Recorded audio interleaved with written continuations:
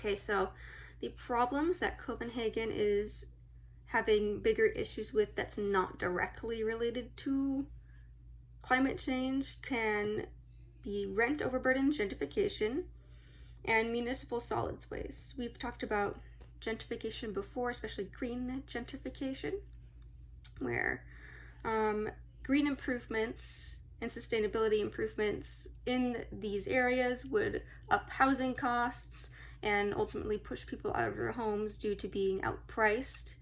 And sometimes they would have to move to unfavorable areas or even not be able to find a new area. Municipal solids waste, that's basically food waste. That's going to be glass, plastic, and all these other things. Metals, electronics, anything you'd like find in a dumpster, or yeah. Having X amount that is costly, and recently, according to the, Sustainable Development Index, that has gone up a lot. And having a lot of municipal solids waste to manage is costly for a city. You have to manage that and you have to pay for management of it, as well as obviously the environmental impacts of having a lot of solid waste is not great. Next question is how do we prove the urban fabric of that city concerning these issues, concerning its history? I would say social housing is a great idea.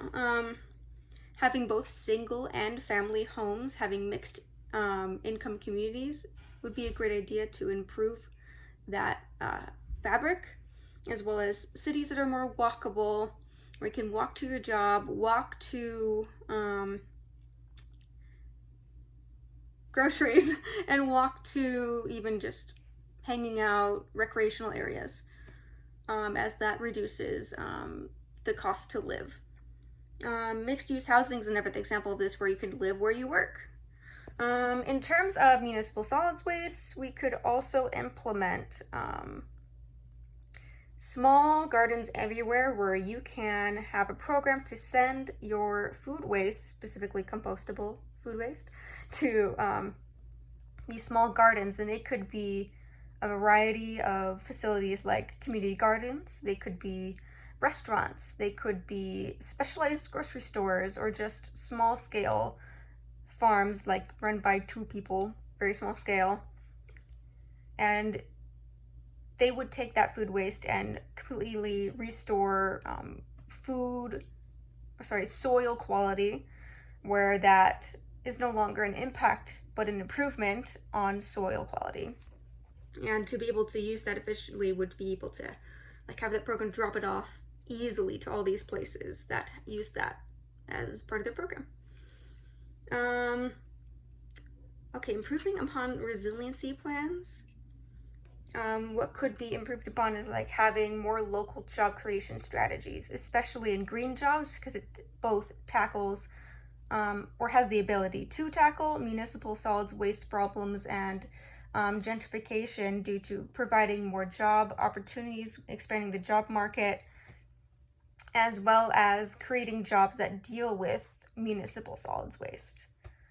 Rent control and subsidization for housing programs is a great idea, as well as inclusionary zoning policies, where a portion is reserved for low and mid-income housing, and people or developers would be compensated for contributing positively to that area. More specifically focusing on municipal solids waste, there is programs or standards of takeout, especially in Korea. I believe I've seen it there, where takeout is never, or very rarely at all, single use. That's it. It's where you order your food, it's delivered to you in reusable packaging. And you use plates, you use regular metal utensils, and once you're done with all your food from the takeout, you put it right back outside your door and notify the delivery person through an app, and they pick it up, and it's no trash, none. I think that's a great idea. It also creates more jobs. And that is the end of my submission. Thank you.